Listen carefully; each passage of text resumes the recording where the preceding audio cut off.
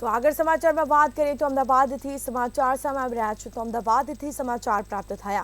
Urban ખીચડીના માલિકે પોલીસમાં ફરિયાદ આપી છે. ખીચડીમાં જીવાત નીકળવાનો વિડીયો વાયરલ થયો હતો અને જેમાં વાયરલ વિડીયો સામે ફરિયાદી પણ ફરિયાદ કરી છે.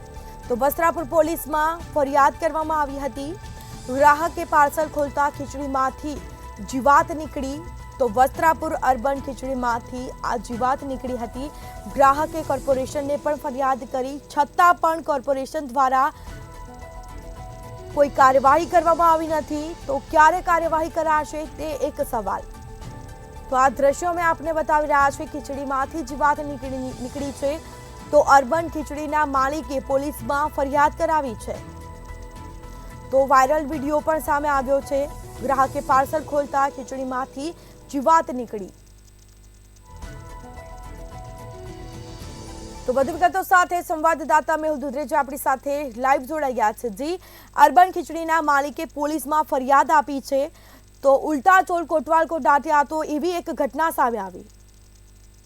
સ્મિતા, પહેલા વાત કરીએ અર્બન ખીચડીની. અર્બન ખીચડીની અંદરથી એક વ્યક્તિ છે, તેને પોતાના ઘરે પાર્સલ મંગાવેલું હતું ને પાર્સલની અંદર જ્યારે ખોલવામાં આવ્યું ત્યારે તેની અંદરથી જીવડા હોય તેવું લાગી રહ્યું હતું. એક મરેલું જીવડું જે છે અત્યારે દ્રશ્યોમાં જે દેખાઈ રહ્યું છે તે પ્રમાણેની વસ્તુ છે તે નીકળી હતી. તેને લઈને આ જે વ્યક્તિ છે તેના દ્વારા આ ફોટો અને વિડીયો વાયરલ કરવામાં આવ્યો. સાથે જ જે અર્બન ખીચડીના જે ઓનર છે તેને પણ આ મામલે ફરિયાદ કરવામાં આવી હતી, પરંતુ કોર્પોરેશનમાં પણ ફરિયાદ કર્યા કોઈ નિરાકરણ ના આવ્યું હતું. અને ત્યારબાદ અચાનક જ આ વ્યક્તિ દ્વારા જે વધારે તમામ જે મીડિયાની અંદર પણ આ માહિતી આપવામાં આવી ત્યારે તેને લઈને અર્બન ખીચડીના માલિક છે તેના દ્વારા આ વ્યક્તિ સામે જે ફરિયાદ કરવામાં આવી છે. જે ફરિયાદની અંદર કહેવામાં આવ્યું છે કે અર્બન ખીચડીની તમામ વસ્તુઓ જે છે સારી ગુણવત્તાવાળી હોય છે, તેમાં પેસ્ટ પણ સમયસર થતું હોય છે. અને આ રીતનો જે જીવાતવાળો જે વિડીયો જે છે ખોટી રીતે તેમને જે નામ ખરાબ કરવા માટે આ વ્યક્તિ દ્વારા કરવામાં આવ્યું એક ષડયંત્ર હોઈ શકે. અને સાથે જ આ રીતની જે કામગીરી થઈ રહી છે તેને લઈને તેમણે વસ્ત્રાપુર પોલીસ સ્ટેશનની અંદર હાલ ફરિયાદ નોંધવાની તજવીજ હાથ ધરી છે. જે પ્રમાણે અર્બન ખીચડીના માલિકે કહ્યું છે કે અમારે ત્યાં સમયસર પેસ્ટ કંટ્રોલ થઈ રહ્યું છે, તેમ છતાં પણ આ રીતના જે જીવડા નીકળે તે ક્યાંક શંકા ઉપજાવે તે પણ વસ્તુ થઈ રહી છે.